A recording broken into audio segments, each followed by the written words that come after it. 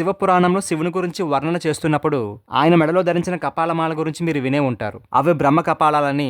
సృష్టిని రచించిన బ్రహ్మ మరణించినప్పుడు ఆయన కపాలాలకు మహాదేవుడైన శివుడిచ్చే గౌరవం అది. ఇప్పటి వరకు ఎంతో మంది బ్రహ్మలు అంతరించిపోయారు. బ్రహ్మ వైవత్ర పురాణం కూడా ఇదే విషయాన్ని స్పష్టంగా చెబుతుంది.